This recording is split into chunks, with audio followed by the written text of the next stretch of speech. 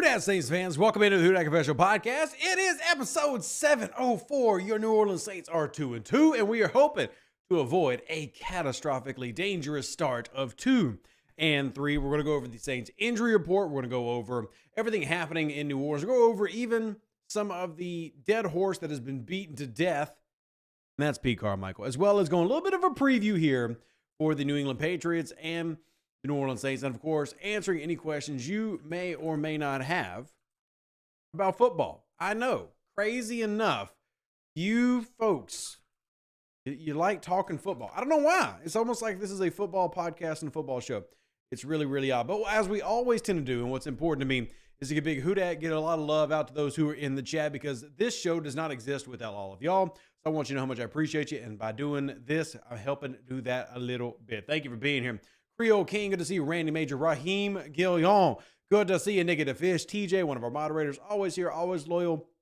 TJ, for those that don't know, he's a real cool dude. He talks trash about every other podcast except this one, because for whatever reason, TJ's decided that I am the most lovable loser. James Griffon, Still Bill the Antonio, Mr. Right, Chemo Slice, Brian W. the second, good to see you, fellow Deuce out there. Dave, crushing it, Cliff, Rainey, Mr. Jerry, the Antonio, Slade Smith.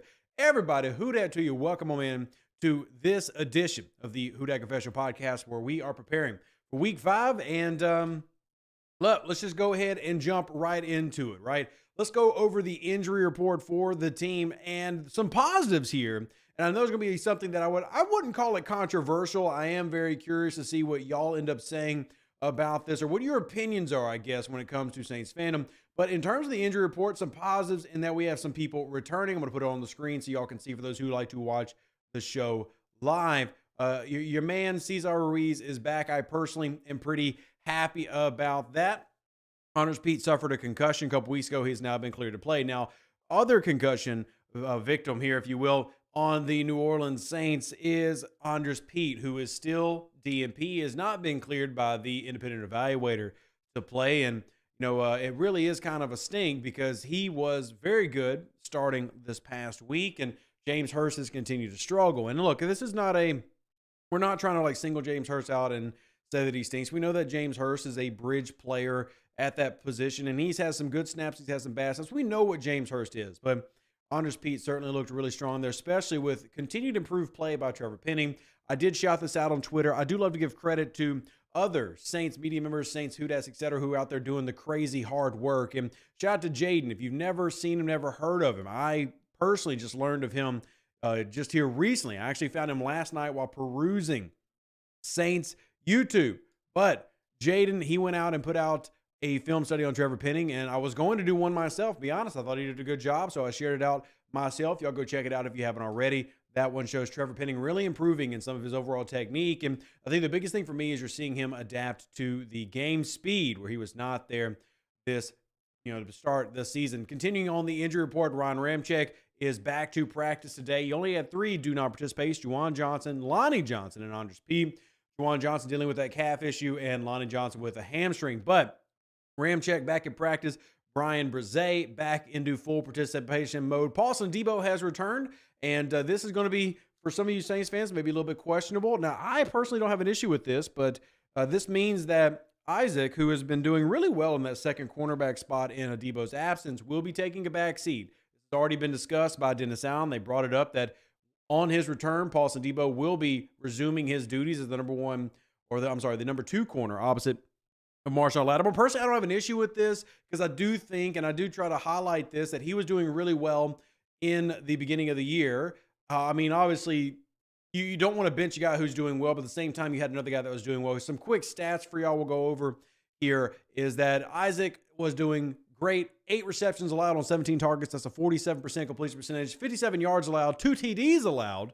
Granted, some perfect throws, but 2 TDs allowed and an interception, allowing a QB rating of 70. And then Paulson Debo, in the 2 games that he played, 6 receptions allowed, 54%, 71 yards allowed, no touchdowns, 1 interception, and a QB rating of 36.6. Both these guys are doing quite well. So it is a wealth of riches problem. Both corners doing well opposite Lattimore. Now, you've also got Derek Carr listed on the injury report. We know that he's dealing with that AC joint sprain still. He'll probably be on the injury report for the foreseeable future. Foster Moreau back into full participation mode. Jordan Howden, who we missed last week, I believe it was Nick Underhill, said that he did end up having surgery on that finger, so missed some time there. And then Landon Young is limited on the report. Now, on the opposite side of the ball, let's go for the New England Patriots real quick. We got Christian Gonzalez, their corner DNP, as well as Matthew Judon. So they got a young player that they're excited about not practicing. Now, for those that missed it, you did see New England trade for Jackson to bring him back in at that corner spot. He fits the system really well. And if he's healthy and if he's recovered from his pretty serious injury here this past year, maybe he could be a threat. But Matthew Judon not participating, but they have a long list of limiteds with Christian Barmore, Cody Davis, Trey Flowers, Dalvon Gacho, Jonathan Jones, Ty Montgomery, familiar name for you Saints fans, Riley Reef, Ramondre Stevenson, Cole Strange, and Sean Wade, all limited on the report, but probably all expected to play this upcoming Sunday. So I think use this opportunity now we've gone through the list, kind of open the floor up for any Saints fans that kind of want to contribute their thoughts. But the Paulson, Debo, and Isaac issue, and I don't really call it an issue because I think it's a good problem to have. You have two guys who've been playing really well. And in terms of penalties, because I know there is one drawback to Paulson and Debo, is he sometimes can get a little bit handsy. He's had a couple of holding calls thrown at him so far this year. But the truth is, so is Isaac. So it's not like, there is this guy coming in who your number two was struggling, and then another guy came in, took his spot, and doing way better. Both of them are doing basically equally well. And my hope is that you continue to have that same level of performance from whoever ends up being the guy outside of Lattimore. And again, I'm just trying to give credit here because I do think that he was playing really, really well. So Debo is going to resume his starting spot according to Dennis Allen, and that means that we're going to see a backup spot given back to Isaac. But I do think that if he has to come in, I'm very confident based on the performance of what we've seen so far. And just should be worth pointing out, though, that in terms of quarterback rating allowed this season, Paulson Adebo is allowing the lowest quarterback rating of anybody who has started on the Saints defense. Again, that isn't a shot at Marshawn Lattimore, who's doing fantastic, allowing a 57.5 quarterback rating when targeted. Lonnie Johnson, a 42.4. Ugo Amadi, a 39.6. Though he hasn't started, he has played snaps. And Paulson Adebo. So either way, you're in a good spot. But I know, at least going through and watching how social media has reacted to some of this news, quite a few people who probably wanted him to stay on the field. Either way, this is a good spot to be in if you're the New Orleans Saints. So defense, probably not the area most people are concerned about. At least I hope that's not the area people are concerned about, but still worth bringing in. Crushing says Isaac is a face guarder and doesn't locate the ball, doesn't even try to locate. I'll be honest, Crushing, I don't mind that, right? I don't. In terms of great coverage, not everybody's a ball hawk. And, we can list that as a negative for him. Now, he does have an interception this year. And in terms of pass breakups, he is part of a team that is leading the league in pass breakups. So, yeah, he is not a guy who gets his head around and picks off a lot of balls. But at the same time, as long as you have great coverage, I don't really care. Because you know who else doesn't get his head around and bat away a lot of balls or intercept a lot of balls? Alontae Taylor. There's nothing wrong with face guarding. I think for a long time, there was this, how exactly will we say this? I mean, there was this paradigm that got passed around that, like, if you don't get your head around, you're going to get called for DPI. And let me go ahead and say that. I used to say that a lot in the early days of this podcast before, I learned more, talked more, and there's actually nothing wrong with face guarding, right? In terms of timing and everything, that can be very critical for a man coverage style corner because your job in man is to play the man. Your job in zone is to play the quarterback and play the ball. And watching the receiver can be very critical because you're watching their eyes as you're playing them down the field, as you are hip to hip, as you are locked in. You're playing the man and you are watching their eyes, looking for when the ball is coming and then trying to make a play when it happens. And that does mean that you're going to get taken out of position a lot of times to make a critical interception or something like that. But at the same time, if you're able to force third downs, if you're able to force incompletions, if you're able to have these pass breakups, that can be very beneficial to you as a team. So you are right. This is not a guy that is going to get you a lot of turnovers. In that regard, though, I think that's okay because you don't really expect your number two corner to be that guy. The NFL leaders in passes defense through 4 weeks, though, Alontae was 7, Isaac was 7, and then Marshawn Lattimore was 6. Reed Blankenship with the Eagles also has 6, as well as Levi Wallace and Darius Williams. But the New Orleans Saints have the top 3 guys when it comes to PBUs, and that is worth saying something. You do worry about flags happening, holding penalties, DPI, etc. And again, this is something that both Adebo and Isaac have had called on them.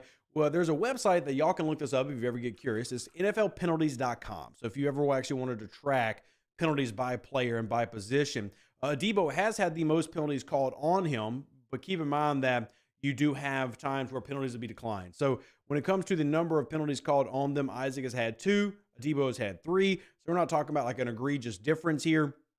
And then if you want to talk about who has the most, James Hurst has got 3 holding calls that have been called against him. And in terms of the offensive line, which we can switch over here in just a second, James Hurst has 3 offensive holding penalties. And if you combine Eric McCoy, Trevor Penning, I know, gosh, I hate to do this to the man, but we got to do it, Ryan Ramczyk, and Cesar Ruiz, James Hurst has more holding penalties than the rest of the starting offensive line combined. So in terms of penalties, if I had to list out a player like, hey, who's my biggest issue when it comes to penalties right now, it would be James Hurst. And I do, understand any type of worries with our number 2. You don't want those critical penalties. And it did feel like some of those penalties have started coming at really, really disadvantageous times. Not that there's a time where you're like, hey, it's okay to get a penalty now. But, I think both have played really well. And the main point I'm making is whether you are a Paulson Debo guy or you're an Isaac guy, I think you're in a good spot. If there is any type of if you're thinking about the future of these players, Isaac is 3 years younger. I'm sorry, Paulson is 3 years younger. So Adebo is a player that you hope is a long-term answer and a long-term option at that corner spot opposite Lattimore, who, crazy enough, Lattimore is kind of creeping up there slowly in age. It feels like Lattimore is still young and he is playing at an extremely high level, but Lattimore's 27, so talk about corners and playing in their prime in that 23 to 27 range for most corners. Well, Lattimore's getting up there. Now, I do believe that Lattimore is a type of corner who can play till he's 30, 31, maybe even 32, 33 years old at a good level, maybe even a high level.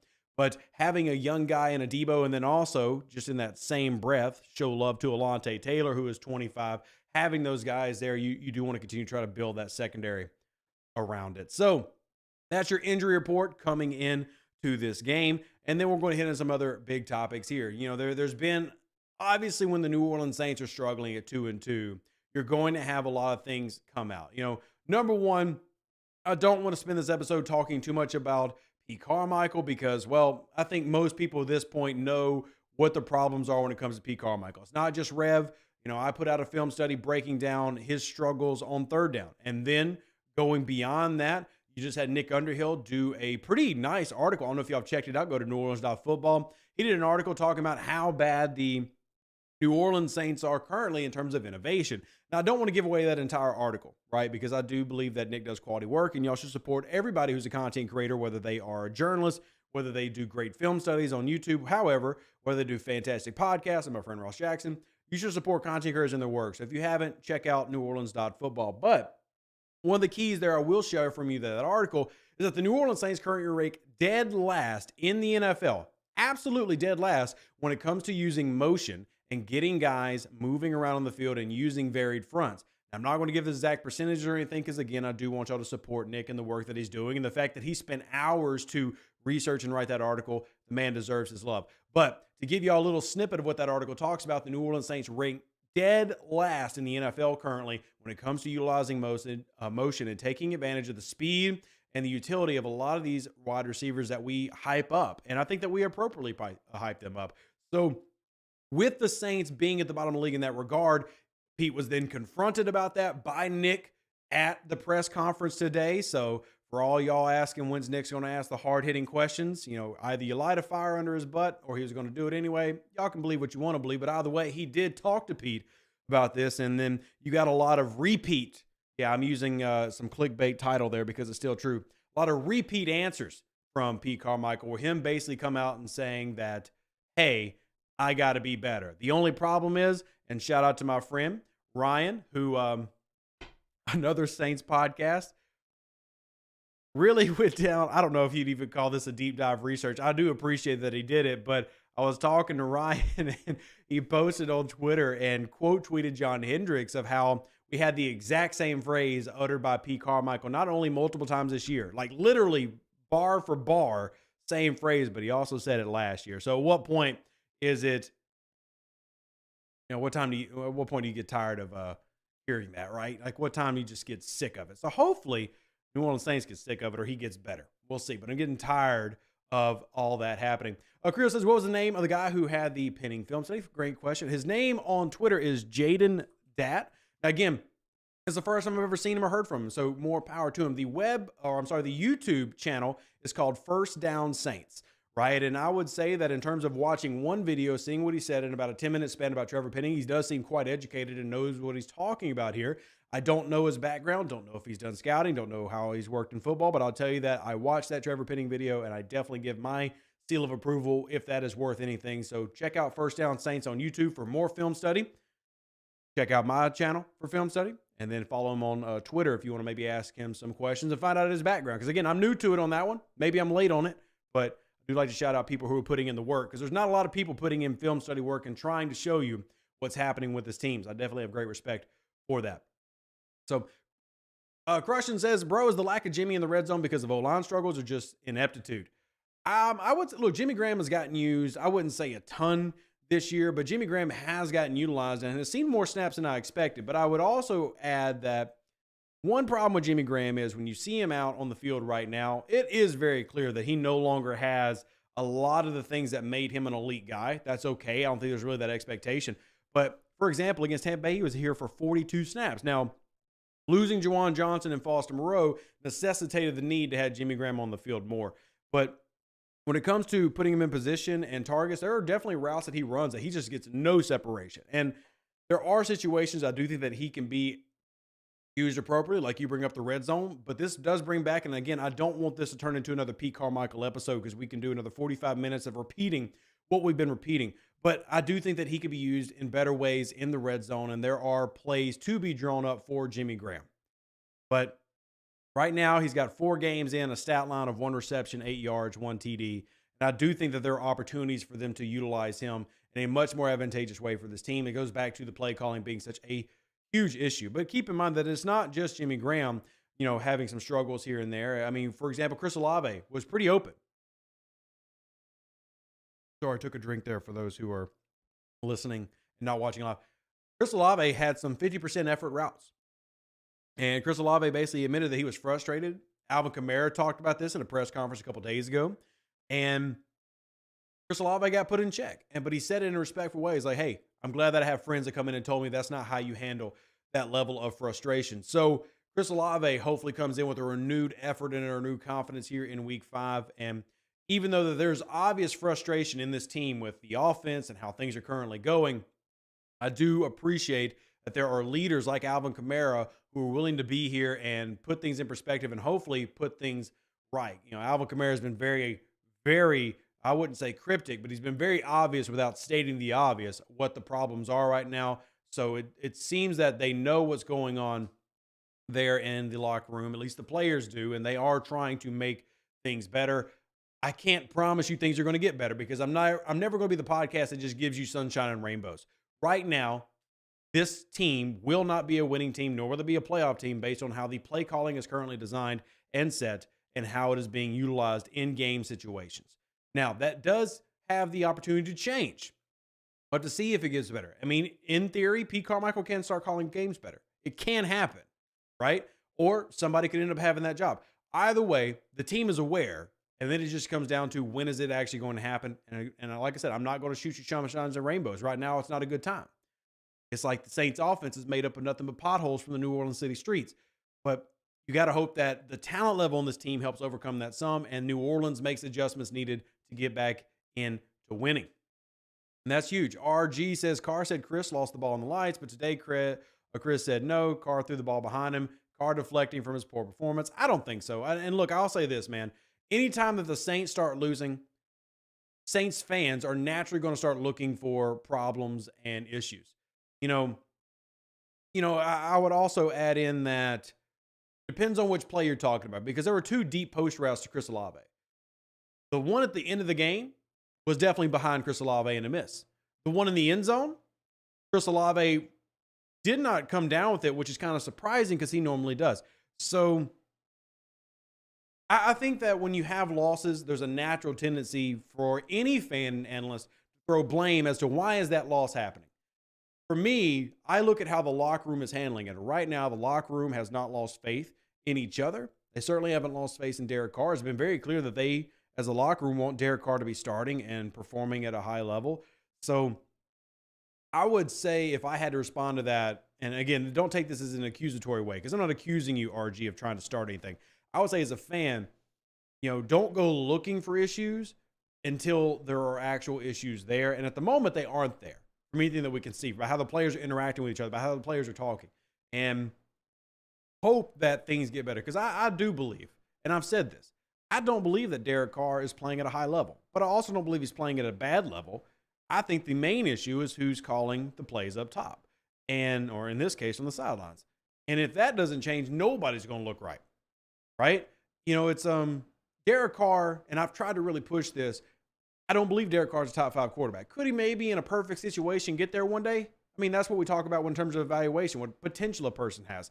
We're talking about where Derek Carr is at right now. He's not a top 5 or even a top 10 quarterback. He could maybe be there, but the point I'm making is when you have those type of guys who are not elite players who can do everything well, they're not a Drew Brees, they're not a Tom Brady, they're not a Peyton Manning, they're not a Patrick Mahomes, you have to cater to their strengths. Well, one of the strengths of Derek Carr has always been play action and attacking the middle of the field.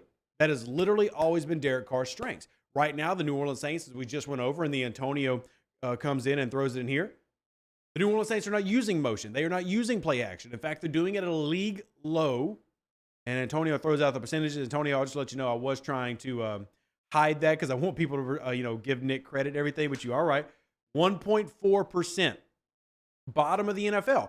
When they use motion and when they use those things, he's got a 93 QB rating. When they use some of the plays that aren't happening, like even some of the basic things like slant routes, attacking over the middle of the field, he's got a 109 passer rating. So I'm not trying to make a scapegoat for Derek Carr. I do think that Derek Carr is an imperfect quarterback. But when you have a guy that has strengths and you are not playing to his strengths, that's a problem. And, for example, Michael Thomas, even though people give him the nickname Slant Boy, literally made $100 million running crossing patterns over the middle of the field. That was his best route in the NFL. He was elite at it. He doesn't really do it now. They don't give him a lot of that middle of the field shots. They don't run those opportunities as much as they're used to. Take it away from that. Alvin Kamara, you just saw him in his first game, but Alvin Kamara has always been a guy in the receiving game that operates well in space. Texas concepts, wheel routes, pivot routes. You're not seeing him run those. So, again, it's not that I'm trying, when I make these arguments, I'm not trying to deflect from Derek Carr and say, oh, he's perfect, but for Pete Carmichael. I'm saying that any play caller has to design plays and call plays that caters to the strength of his players. And right now, it just feels like Carmichael is calling plays in his playbook instead of calling plays for his players, and that's two different things. So I'm not trying to write off the inefficiencies of anybody who plays for this team, but I'm saying that there are bigger problems. And the fact that you can look at the limited times that you do have motion and play action this team does well, and then the fact that they're only doing it 1%, well, that's a pretty damning argument for where the problem lies, right? So, again, this is an issue where a lot of people have blame, but there is a lot of blame to go to one particular area. So we have to see that get better. And I think that players have to make sure that they're doing 100% at all times. And this goes back to the Chris Olave thing. Chris Olave being very open, that kind of taking plays off, being frustrated, not giving his all. As bad as things are around you, you've got to be, if you're the superstar player, you've got to be given 100% no matter what. And I understand that frustration is going to make it to where you don't want to do that. And I'm not trying to say that Olave's frustrations aren't valid, because I'll be honest, they are. I think a lot of Olave's frustrations are valid. The fact that I just rattled off what all these guys do well. Chris Olave spent an entire offseason to get better at being a guy for yards after catch and moving after the reception, and he literally doesn't get play calls that allow him to do that. And to be very clear, a deep post route is not what I'm talking about. Those are not the plays that he worked all off season to get better at. He did not work all off season to get better at beating a bracket coverage deep. He got better so that when he catches an 11-yard cross or he's in a mesh concept or something, that he can take it another 20 yards after that. And they're not calling that for Chris Olave at all, hence part of his frustration. So there are a lot of ways that this offense can be better. Will it be better? We'll see. Again, I'm not going to feed you sunshine and rainbows. I will tell you that the potential for this team and the talent level for this team can absolutely be better. Will it happen? We'll see come Sunday if that's the case. And I will also add real quick that when it comes to this upcoming Sunday, you finally have the opportunity to go against a team that you need a little bit of revenge on. I know, look, this is me being a Saints fan for far too long, but last time I went to New England and the last time I watched the Saints play this team, it did not end very well. Did not end very well at all. I want to go to New England and beat them. Now, to be very clear, the New England Patriots are not the worst defense in the NFL. The New England Patriots are led by Bill Belichick, who is consistently one of the best defensive minds in the NFL and who is arguably the greatest head coach of all time. But as of right now, the New England Patriots, through 4 games, are giving up 24 points per game. That's a big number, ladies and gentlemen. I mean, it's not Denver Broncos bad, where the Denver Broncos are giving up 37.5. Hell, how I wish that we could play Sean Payton's Denver Broncos every week. We'd look like Super Bowl champions. But the New England Patriots are giving up 24.3 points per game, while having the 30th ranked offense in points scored. The Bill Belichick-led defense has given up 97 points while only scoring 55. 55 points, y'all. Like, y'all complain about the New Orleans Saints. We can agree, hands up in the chat, the New Orleans Saints offense is bad, has still scored more points than the Bill Belichick offense. So anytime that y'all go, oh my goodness, this Saints is the worst offense in the league, I know this is really hard to believe. There are worse out there. And that's definitely, I know Saints fans are like, log off, block this guy, never watch this channel again, unsubscribe. But the Matt Canadas in Steelerland and the Patriots offense, there are worse offenses so far in the NFL than the New Orleans Saints ones, but that isn't an excuse. You've got to win. So you're going into a game that has the opportunity for you to find yourself again. You have the talent to beat this team. And in terms of matchups, I think that it goes beyond just can we win. I think defensively, you have an opportunity to actually look really good against this team. I think that this is not the worst Jones starting in the NFL, but I wouldn't put Mac Jones in the upper echelon of quarterbacks. I think that you can take advantage of that. We're going to go over some, what I would say, realistic opportunities of what can happen. We're going to go over all these different things. We're going to go over all these different things, right? Antonio says the Saints offensive players are good. Bad scheme. I would agree. And it's not just me saying that. I think everybody who covers this team and studies this team in depth. And now, look, I'll go ahead and be honest. Everybody who covers a team maybe isn't, you don't have to always listen to everything that we say. But when everybody is kind of saying the same thing in unison, usually there's some truth to it, right? So something to kind of keep an eye out for. Now, when it comes to sacks, we talk about worrying about pressure. The New England Patriots have forced 10 sacks this season as a defense. Now, missing Matthew Judon could affect that. I will go ahead and give you the honest truth. Judon is not the only pass rusher that they have, even though Judon is going to be the name that you all recognize the most. And he does lead the team in sacks. They still have Josh, the young linebacker, up there. They also have got Tavai. And one thing Belichick does enjoy doing is sending nickel and corner blitzes, similar to what Dennis Allen does. So if Judon doesn't play, they are losing their best pass rusher. He has got, I think, 11 pressures by comparison for those curious. Brian Brzee has got 6 pressures with his 1.5 sacks and QB hits. So Judon is the number one. And he is currently DNP, not practicing today or yesterday. If he gets limited tomorrow, there's a chance. But right now, it looks like he will not play. But if he is playing, you got to prepare for it. But if he's not, this hopefully gives this New Orleans Saints offensive line a little bit better of a chance. We did see this offensive line also improve when it came to the outside zone running, because that returned with the return of Alvin Kamara. So things in that regard seem better, so continue to try to see how this team can do in terms of matchups. Beyond that, not just that though, let's talk about what they're doing in terms of forced turnovers and touchdowns allowed. So the New Orleans Saints are actually, I know this is shocking to y'all after last year, the New Orleans Saints are 4th in the NFL in interceptions, in terms of interceptions forced, which I hope that number continues to rise. The New England Patriots are actually 2nd to last. New England Patriots have only forced 1 interception all season long. The only team doing worse than that is the New York Football Giants. Now, I'm not trying to say that to jinx y'all. I'm just letting y'all know what this team is doing, because I know that y'all have lives, y'all got families, y'all got jobs. You're not out here watching tape of the New England Patriots. So defensively, the New England Patriots are not currently a team that gets a ton of pressure, nor are they currently a team that forces a lot of turnovers. That doesn't mean that they should be discounted, nor does that mean that y'all should not respect them. But that is something that should be paid attention to when it comes to passer rating allowed and when it comes to completion percentage allowed. They're allowing a 67 completion percentage right now as a quarterback. By comparison, the New Orleans Saints defense is allowing a 59% completion percentage for quarterbacks. So all of these things, as we're going through like how quality their defense is, they are towards the bottom of the league. So if we're talking about things that you should hone in on for a Saints offense, like a defense that you finally can have an opportunity to maybe have success against. Now, I do want to add real quick, because it sounds like I'm talking really highly about, this opportunity, or maybe it sounds like I'm talking super highly about the previous Saints opponents. I do think that the Tennessee Titans have got a better front seven, especially without Judon, the New England Patriots. I think that the Saints have played 2 division games, and both of those division games experienced front sevens who were superior to what you're facing this week.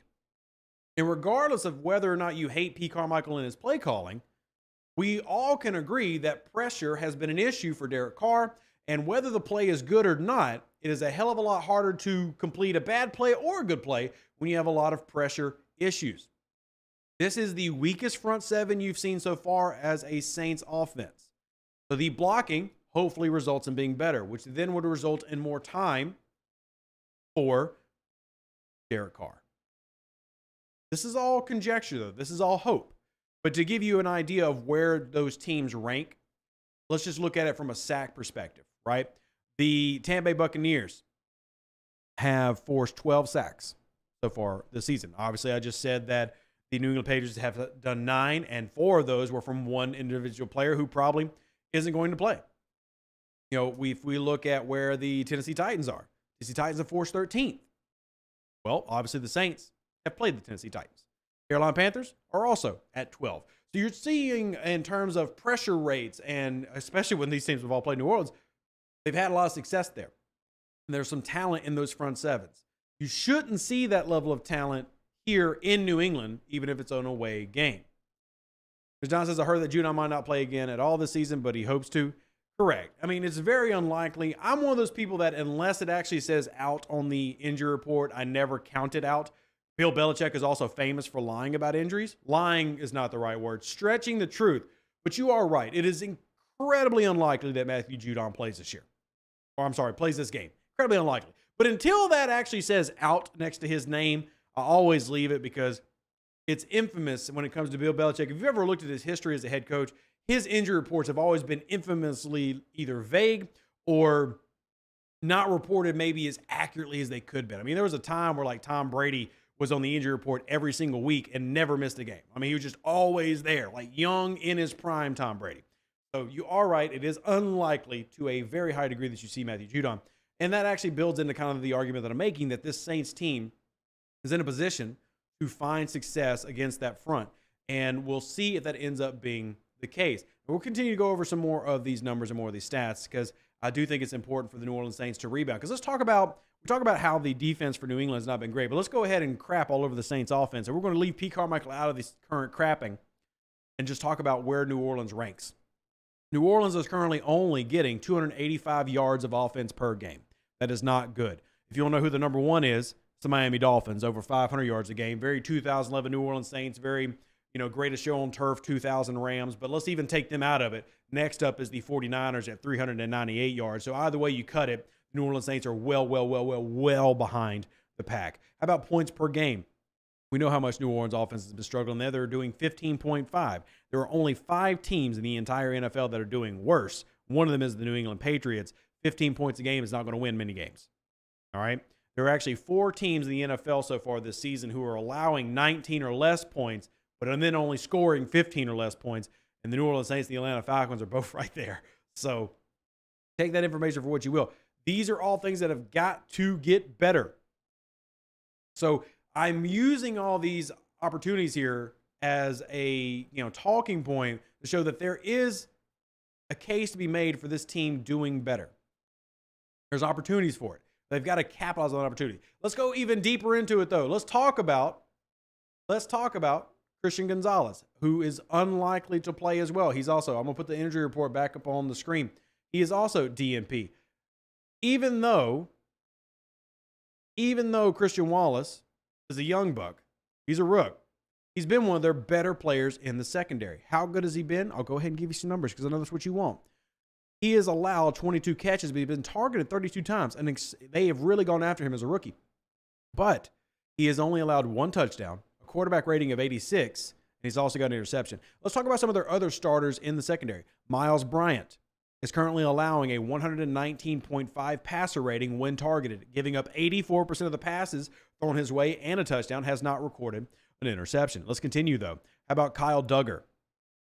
Not related to the Duggars that I'm aware of, but sorry, to the chagrin of my wife and other wives out there, not part of those Duggars. But he is allowing a 99 quarterback rating. 83.3% of the passes thrown his way have been completed. That's no bueno. That's no bueno. Let's continue down to another corner. Now, here's where it gets a little bit better. Jabril Peppers. Ooh, that name. We've heard that name before. We know that name. 74.4 QB rating. No touchdowns allowed. So a little bit better there. But we're talking about, DBs, corners, everywhere that they've been. Even some of the guys that have seen limited snaps but have had time on the field. For example, Jalen Mills, 101.7 QB rating allowed. Marcus Jones, who has started 1 game for them, 147.9 QB rating allowed.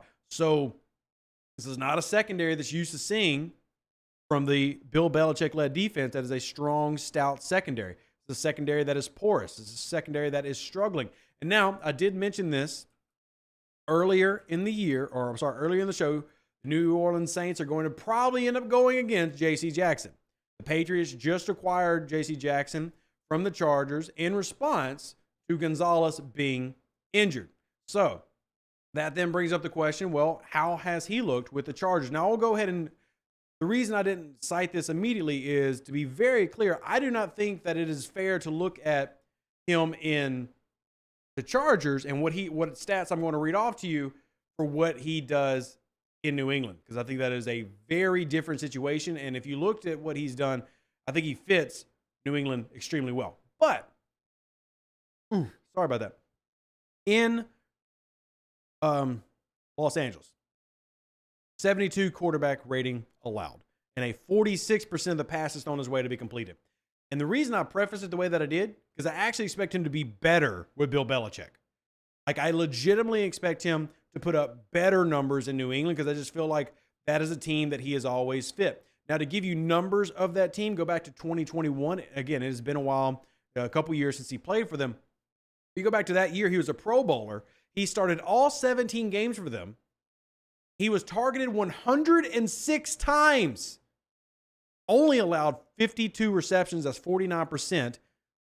8 interceptions, and allowed 3 TDs, a 46.8 rating. He is one of those players that I always wondered, why the hell did Bill let him get away? He fits so well in that system.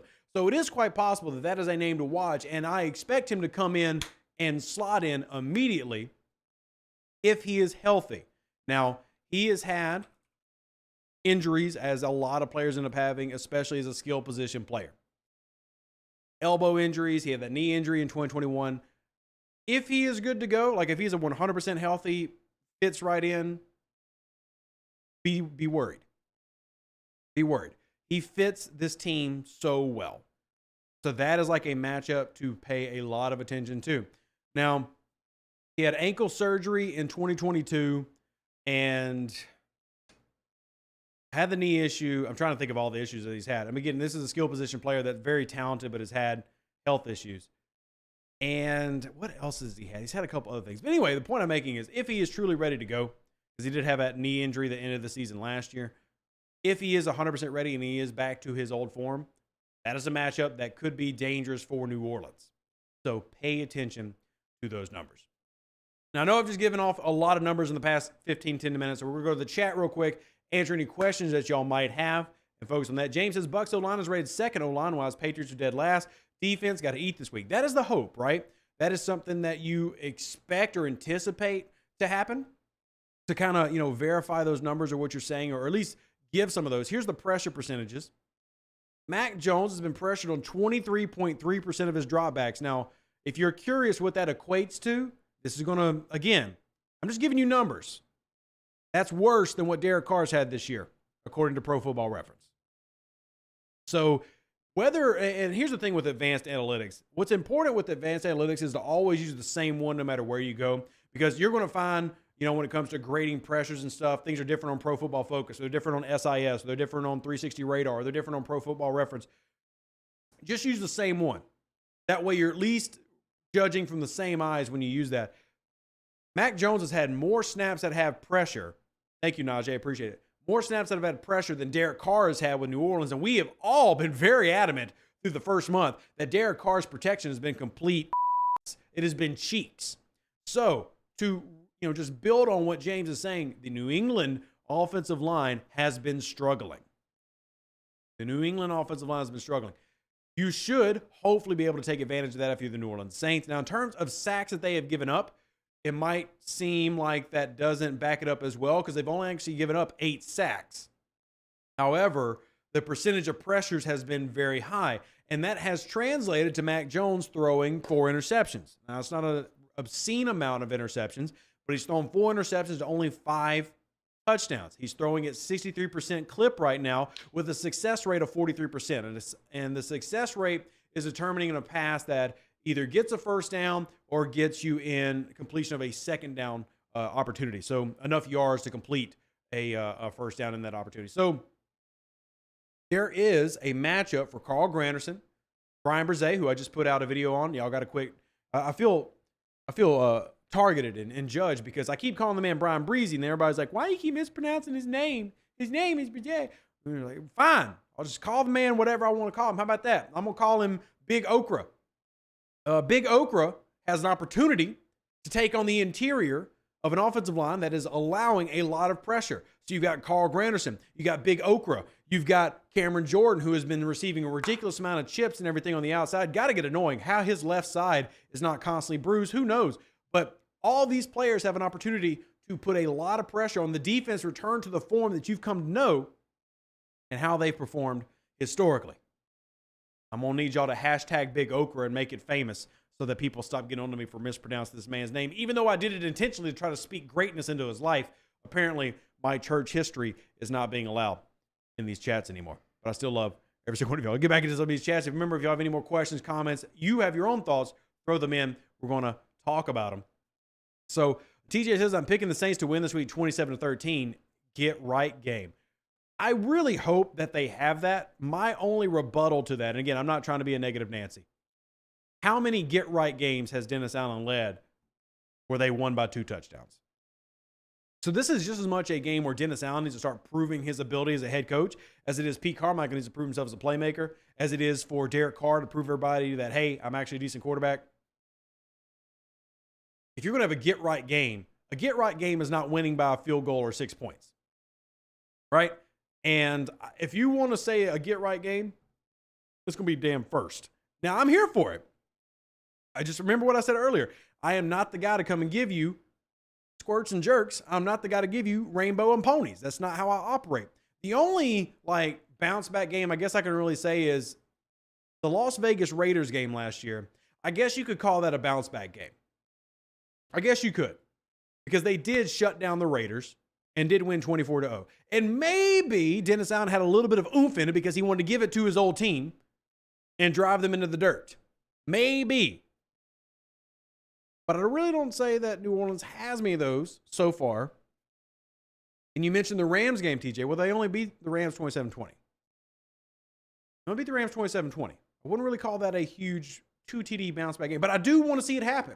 And if the New Orleans Saints can somehow, when's the last time you saw this? I can answer the question, but it's a rhetorical question. If you can imagine the New Orleans Saints managing to score 30 points in a football game, this would be a great week to make that happen.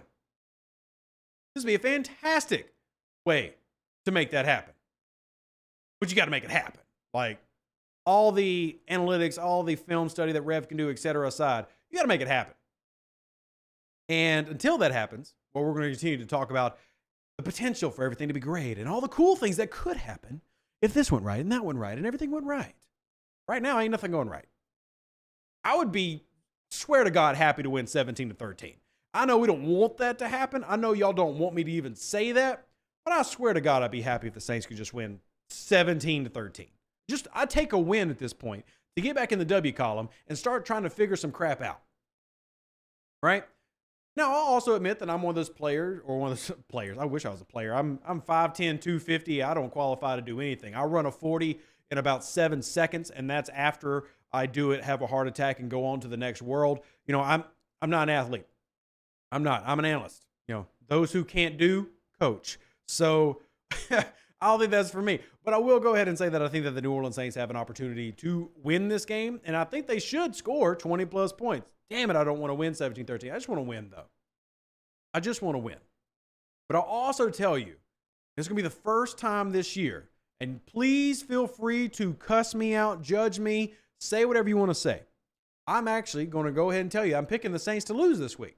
The reason I'm picking the Saints to lose is I realistically don't think the New Orleans Saints can win a competitive game until Pete Carmichael gets his together. So it's not about Derek Carr, it's not about Michael Thomas, not about the defense, none of that. All these matchups I'm giving you, I'm honestly not going to pick the Saints to win until I see Pete Carmichael actually do what he says he's going to do, which is, I got to get better. And he has used those 5 words repeatedly after every damn game, basically, for 2 years. So I'm going to say the Saints are going to lose this game until I see Pete actually get better. Now, y'all don't judge me. I'm just saying. I mean, talent-wise, I think the New Orleans Saints are better than every team they have faced. And I think talent-wise, position to position, roster to roster, they're arguably the most talented team on roster paper for the entire log of games this year. Now, there are a couple of exceptions to that rule. But generally speaking, I think the Saints are the most talented team on their schedule, roster-wise. Coaching-wise, another story. So just go ahead and let y'all know. I'm picking the Saints to lose this game, but I want them to win. Back to the chat. Brandon says special teams, defense, and offense is equal, but coaching is the biggest difference, plus no Breeze and Brady. This is definitely a different game than what you're used to. And by the way, you speak of special teams. It's actually an area New Orleans has done well besides the punting average, which is a struggle bus right now. Besides the punting average, the New Orleans Saints have actually done pretty well. Now, there is one thing that the Saints have done fantastic in terms of punts, and that's punt return. Believe it or not, the New Orleans Saints are second in the NFL in punt return yards average. Fantastic. Doing fantastic. Gerald says Deuce with reverse psychology. Maybe a little bit. I'll do whatever it takes for the Saints to win football games. I'll be honest. The New Orleans Saints are actually second in the NFL in punt return average. And to be very clear, it's not just because Rashid Shaheed took one to the house, because the Cincinnati Bengals took one to the house, and they're averaging 16.9. Right?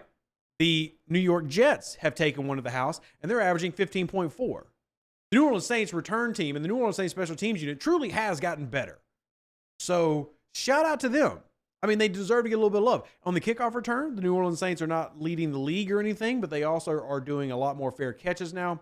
They're at 20.7, not the bottom of the league. Not the bottom of the league.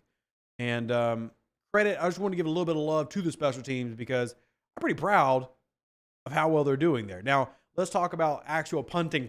Like actually, we punt the ball, we get the ball back. New Orleans Saints are the 3rd worst team in the NFL right now in punt average. New Orleans Saints are the 3rd worst team in the NFL in punt average. All right, then you're going to say, well, how are we doing inside the 20s? Sure, you got 8 inside the 20. But let me go ahead and say something very clearly. I think the 8 punts inside the 20 is more of an indication of the offense stalling than it is the punt being good. Because when your longest punt of the season is 52 yards, which qualifies as the worst in the league. So if you actually go and you go look, you can do this on ESPN Go if you're ever curious. If you go to ESPN Go, you can actually look up special team stats. If you sort by longest punts by team, the New Orleans Saints are dead last. I'm not trying to be depressing. I'm not. I'm just giving you numbers. Now, on a positive, the New Orleans Saints punt coverage is only allowing 6 yards per punt return, which actually is not bad at all. It's actually not bad. But let me go ahead and tell you, teams do not fear our punter. And here's another example to tell you how bad the punting has been. The New Orleans Saints are second in the NFL in punts, returns allowed, as in there's not enough hang time to actually let the coverage get down there and prevent them from returning. So there's not a lot of fair catches happening when the Saints punt the ball. In fact, even though the New Orleans Saints have punted the ball 21 times, there have only been 4 fair catches. Because again, the punts don't have the hang time and the depth that the coverage is getting there quick enough to stop the return. Now, the good news is they're not allowing a lot in the returns, and that should be praised. But the punting has got to get better. So I'm going to step back a little bit because I have been very harsh on Lou Hedley. So I'm going to say, look, Lou Hedley's a rookie. He's played 4 NFL games. I'm going to give him a shot. But the punting has got to get better. The punting has definitely got to get better. It has got to improve if this team is going to do better. Now, in terms of field goals made, shout out to Blake Grupe. He is currently 7th in the NFL. Blake Grupe is 7th in the NFL in field goals made. Shout out to Blake Grupe. He's kicking 90% field goal percentage. So kudos to him. I'm glad he's doing that, and I hope he can get more extra point opportunities because I'm going to say this one, even though y'all already know it, but I'm going to say it anyway because I want the team to be better. The New Orleans Saints are second worst. This, by extension, makes Blake Grupe second worst in extra points made. He's only made 5 extra points this year. But anyway, I do want to give him a little bit of credit. He has played well. And for those of you who said, hey, and I've said this, I actually made some comments. Blake Gillikin just got signed. So if you were hoping for Lou Hedley to be like, damn, this experiment didn't work out, bring back Blake Gillikin just got signed. So now you really up the creek without a paddle. The only choice you have is for Lou Hedley to get better. And hopefully he does. Now, I will at least say, shout out to Darren Rizzi, shout out to Phil Galliano. The coverage units have been on point, and hopefully that continues to be the case. Blake Gillikin has now been signed, so Lou Hedley just has to be better. Mr. Don brings up Bears offense is heating up. Bears offense did have some success against the Sean Payton Denver Broncos. Granted, Sean Payton doesn't do crap with defense. We know that. But they're currently beating the Commanders in the second quarter, 17-0 on this Thursday edition. So what I want to get into now, because we are getting towards the end, I want y'all to give me your score predictions. I believe the New Orleans Saints are going to lose this game 17-13. Y'all thought that I brought that number up for no reason. I think the New Orleans Saints are going to lose this game 17-13. I hope they win. And I hope, as Gerald says, I have now reverse psychologized the hell at the New Orleans Saints. I hope that the voodoo dolls, the prayer beads, the candles are being lit right now, and everybody is cursing the ginger idiot who has a YouTube channel called Confessional. Because we all know that YouTubers are stupid. So I hope y'all are doing everything necessary to prove me wrong. But I believe the Saints lose this game 17-13. Score predictions, Gerald says the Saints win 20-13. And I'd love to see that happen. We obviously heard TJ say the New Orleans Saints are going to win by double-digit scores. He believes they're going to win by 14 points. And I do believe that's possible. I truly do. And let me be very clear. Even though I'm picking the Saints to lose this game, I believe the talent level of this team is a team that can score 25 to 30 points per game. And to add to that, before anybody's curious, is Rev saying that this is the best offense in the NFL? If they scored 25 points per game, they would barely be top 10. To be very clear, I want the Saints to score 25 points per game. That would barely put them in the top 10 range. So I think they have the talent to do that. I just need to see it actually happen before I pick them to do it again. So Demetrius says 23-12 Saints. I love it. Can't wait to see it happen. Prussian says Saints 20-10. Antonio says 21-20 Saints. Mr. Wright says 21-18. NTR says we're going to overtime and winning 13-10. NTR, I just wanted you to know real quick. Listen to me. Come here. Can't stand you. Why are you trying to do my heart like that? I'm getting too old to deal with that type of blood pressure. Get out of here. But you're possibly right. Travis says 24-13 New Orleans Saints. Faye says it's pretty impressive to score, or pretty impossible to score 30 points in any game when your offensive coordinator is doing fake handoffs to Derek Carr to try and fool the defense. Hey, look here, Faith. I was fooled. Weren't you fooled? I mean, the first thing that I worry about is any team with a quarterback with an injured shoulder getting the ball and running a reverse on me. I stay up all night worried about that one. all night. Don says 20-17 Saints. So, of course, shocker, the New Orleans Saints fans are all biased and picking themselves to win. But I would say that if there is any New England Patriots fans that listen to this podcast, to be very clear, last year, this same group of Saints fans were picking the Saints to lose every week because they actually watched the Saints for 2 months. So it's not like these Saints fans are biased. We really do have a very talented team. We just need that talent to actually translate to W's. And it's an issue on the sidelines currently that we feel is keeping them from that case. Mr. Johnson, the thing is gut check time. We're going to see how gutsy this team is. Do we start scoring or do we roll over and quit? We shall see. And it's a great point. It is a great point. Antonio says a reverse with Carr on a bum shoulder is great coaching. I agree. I mean, think about it, though. It's so obvious that they would never do it. Maybe that's how they get them. It's so obvious it would never work. Maybe it works. It's one of those things like where you overthink something so much. That's what that play is. Because I truly don't have an issue with that play call, by the way. Let me tell you how that play call would have been decent. Replace Bowden as the slot blocker who does the crackback block with Jimmy Graham, and then replace the guy getting the reverse with Taysom Hill. So replace Derek Carr getting the reverse with Taysom Hill, and then replace the lead blocker with Jimmy Graham. And that play honestly might have gone 10, 15 yards. But when you're trying to fake it with Derek Carr, and you're trying to block with a rookie UDFA wide receiver as your key block, shocker when it fails. It's crazy. Raheem says 24-17 New Orleans Saints. I would love to see that happen. Millie says, long as Shady Pete calling the plays, Saints might never see the end zone. They need to speed up the huddling defense. Knows what's coming. They're still unpredictable. I agree with you, Millie.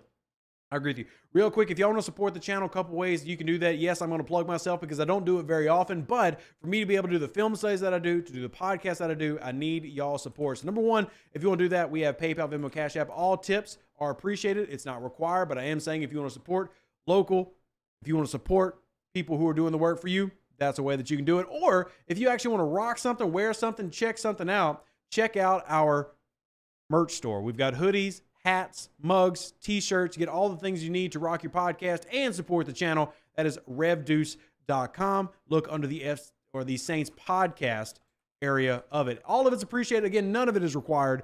But if you want to support the channel so we can continue to push out more content, these are the ways that you can do it. Join the Discord if you haven't already. We're going to be talking about the game. And then, of course, I'll be doing a live show of Bleacher Report following the game on Sunday, as well as doing our podcast here following the game on Sunday, hopefully after a big, juicy W, even though I have currently picked them to lose. And I was the only person to pick them to lose going by what the chat said. So y'all are all amazing. Who dat to you. God bless you. The most amazing football community. And as somebody who has traveled and seen a lot of the football community, I'm saying truthfully, I think y'all are incredible. I appreciate y'all's time. I appreciate y'all hanging out with me. Hope you're enjoying the film studies. Go check them out if you haven't already. Who dat, God bless. We'll see you this upcoming Sunday. Deuces. That's me.